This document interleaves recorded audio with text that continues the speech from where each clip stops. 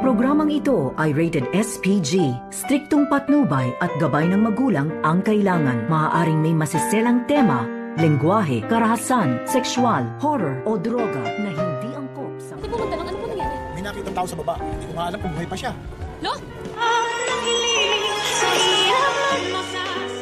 Narito na nga ang ating pakabangan ngayong Lunes sa abot kamay na pangarap. Inakala nga dito ni Zoe na hindi siya isusumbong dito ni Don Pepe, pati na rin itong si Moira. At nagtagumpay na sana itong si Don Pepe na tumakas dito kina Balahadja at Moira. Subalit sa isang pagkakamali ni Don Pepe na nakakuha pala siya ng cellphone dito kay Dax at tumawag dito kay Giselle. At sakto naman na pagkausap dito ni Zoe at dito ni Moira ay narinig mismo ni Zoe na sinasabi ni Don Pepe na ang nagpakidnap sa kanya ay di umano sina Zoe at ito ngang si Moira.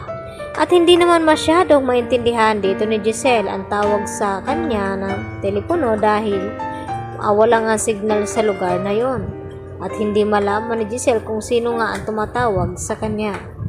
At dito naman na nanggagalaiti sa galit itong si Zoe habang pinapakinggan ang mga sinasabi ni Don Pepe dito nga sa telepono. At hanggang sa lumabas ng kotse itong si Don Pepe dahil gusto niya makatakas dito kay Zoe at hinabol ni Zoe at pilit na kinukuha itong cellphone na hawak nga ngayon ni Don Pepe. At sa hindi inasahan ay hindi sinasadya ni Zoe na maitulak ni Zoe itong si Don Pepe dito naman sa tulay kaya nahulog ito padaos-os sa baba. Kaya agad na nakonsensya itong si Zoe at hindi niya malaman kung buhay pa ba o patay na itong kanyang Lolo Pepe. Kaya hindi niya makaya ang sitwasyon na ito. Kaya agad na tumawag siya dito kay Carlos at ipinaalam na umiiyak itong si Zoe at nagtanong itong si Carlos na kung ano ang nangyari dito kay Zoe. At ang sagot nga dito ni Zoe na hindi daw niya ito sinasadya na maitulak niya sa bangin itong kanyang Lolo Pepe. Dahil ililigtas niya sana ito at patatakasin, subalit dahil sa ginawa ng pagsuplaw ni Don Pepe dito kina Moira at Zoe ay dito naman na nanggalaiti sa galit itong si Zoe. Samantala, nagtataka na nga ngayon itong si Lynette dito sa ikinikilos ni Carlos Benitez. Lalo na nung tamawag itong si Zoe at tinatawag pang daddy itong si Carlos. Kaya naikwento naman ngayon ni Lynette dito kay Aling Susan. At pati na rin itong si Aling Susan nagulat din sa sinabi dito ni Lynette na bakit naman tatawagin ni Zoe na ama itong si Don Carlos na may ama naman daw siya na itong at walang iba kundi itong si RJ. Samantala, nakatakas naman itong si Balahadja habang pinupunteriya ng mga kapulisan at hinuhuli dahil lang laban nga itong si Balahadja at may baril din siyang hawak.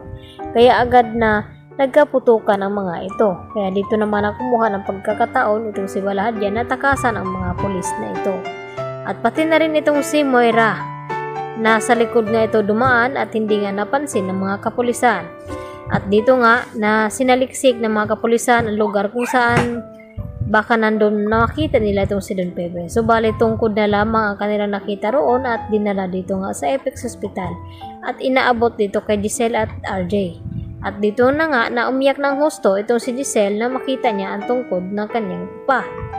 At nagulat naman itong si Annalena kung bakit maraming tao sa paligid dito sa may tulay. At dito niya nilapitan at nagtanong kung ano daw ang mayroon. At dito naman na sinabi ng matanda na may nakita daw silang nahulog dito sa bangin. At hindi niya sure kung buhay o patay na ba daw ang matandang ito. At na pagtanto ni Annalena nang lumapit ito kung sino ay dito naman yan na tinatawag na lolo itong nakasakay na nga sa rescue area. Kaya yan naman ang ating pagkatutukan at abangan ngayong Lunes mga kapuso kung talagang maliligtas pa nga ba ito si Don Pepe o hanggang doon na lang kanyang buhay. Yan lang po at maraming salamat sa inyong panonood. Bye-bye!